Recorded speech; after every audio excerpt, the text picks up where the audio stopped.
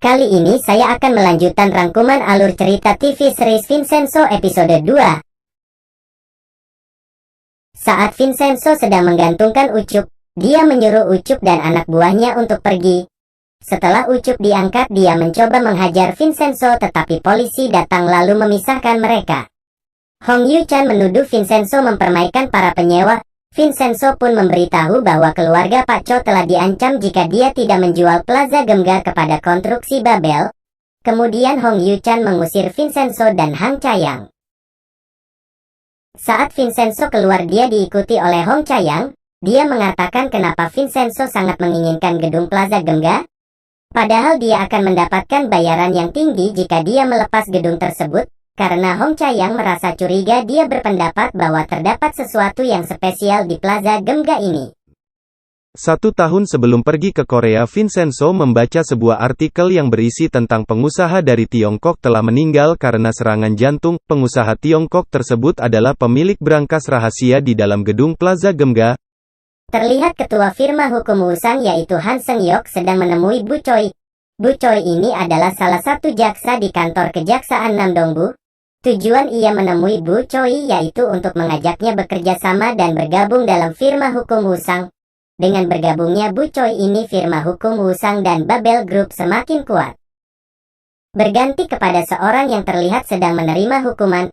Ia bernama Yang Han Seo. Dia ini merupakan orang yang dipercaya untuk memegang Babel Group oleh direktur. Dia dihukum karena lalai dalam tugasnya karena salah satu peneliti farmasi Babel telah menghilang.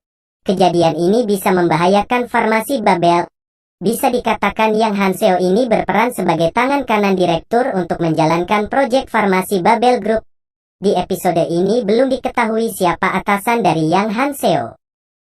Pagi harinya Vincenzo dan Hong Yu-chan pergi ke kantor konstruksi Babel untuk menemui Nadeok Jin dengan menunjukkan sebuah surat dakwaan atas penculikan. Mereka pun bisa menemui Nadeok Jin. Setelah Nadeok Jin membuka surat tersebut, ternyata surat tersebut kosong. Yak, di sini Vincenzo berhasil membohongi Nadeok Yang dengan cara memalsukan surat dakwaan.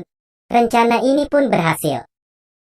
Maksud kedatangan Vincenzo ke konstruksi Babel yaitu untuk memberi peringatan dan sedikit pelajaran kepada Nadeok Jin. Jika ia tidak membatalkan surat perjanjian penjualan gedung Plaza Gemga, maka Vincenzo akan menculik keluarga Nadeok Jin.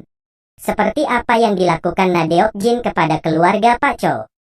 Saat sedang minum bersama Hong Yu-chan, Vincenzo menanyakan apakah ia juga menjadi pengacara pembela umum Oh Kyung-ja.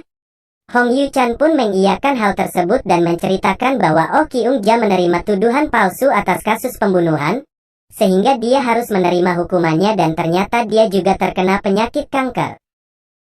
Dia juga memberitahu kisah atau arti dari nama kantor firma hukumnya. Dia bekerja bukan sebagai pelindungi semua orang, tetapi dia sebagai peluang terakhir untuk orang yang sudah putus asa dan tidak mempunyai apa. Ia ingin mereka semua masih bisa mengandalkannya. Tiba ada sebuah telepon masuk kepada Hong Yu-chan, tetapi orang tersebut tidak berbicara satu kata pun, kemudian menutupnya. Orang tersebut adalah peneliti farmasi Babel yang menghilang. Di Wusang sedang mengadakan perkumpulan untuk membahas rencana perobohan gedung Plaza Gemga dengan cara mengirim alat berat untuk membersihkan sekitarnya lalu merobohkan sebagian gedung sehingga para penyewa ketakutan lalu keluar dengan sendirinya. Han Seung-yok pun terkejut karena ayahnya Hong Cayang bekerja sebagai pengacara para penyewa gedung Plaza Gemga. Tiba-tiba Yang Jonwo mendengar obrolan Han Seung-yok dengan seseorang bahwa alat berat akan dikirimkan ke Plaza Gemga pada pukul 11 malam besok. Dia pun memberitahu hal tersebut kepada Hong Cayang. Di rumah, Hong Yu-chan dan Vincenzo sedang makan sup. Tiba Hong Cayang datang untuk memberitahukan tentang waktu rencana perobohan Plaza Gemga kepada ayahnya dan Vincenzo. Tiba ada sebuah telepon masuk. Orang tersebut adalah orang yang sebelumnya menelpon ia pada saat minum bersama Vincenzo, yaitu salah satu peneliti farmasi Babel yang menghilang.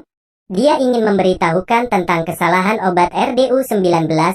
Kemudian ia memberitahu sebuah tempat untuk bertemu dengan Hong Yu-chan. Tanpa sepengetahuan Vincenzo, Hong Yu-chan menemui peneliti tersebut di sebuah motel. Sedangkan Vincenzo sendiri sedang memikirkan bagaimana cara menghentikan rencana perobohan Plaza Gemga tersebut yang akan dilakukan besok malam. Scan berganti kepada Pak An yang sedang mencocokkan identitas Vincenzo dan hasilnya cocok sehingga Pak An senang dan akan menyelidikinya.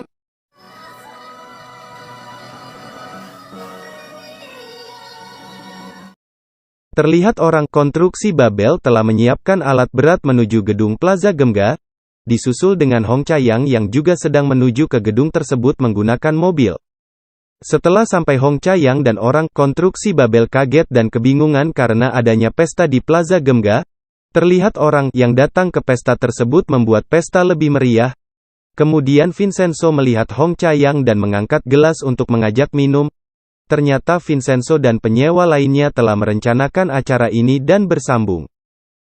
Gimana, seru gak episode kali ini?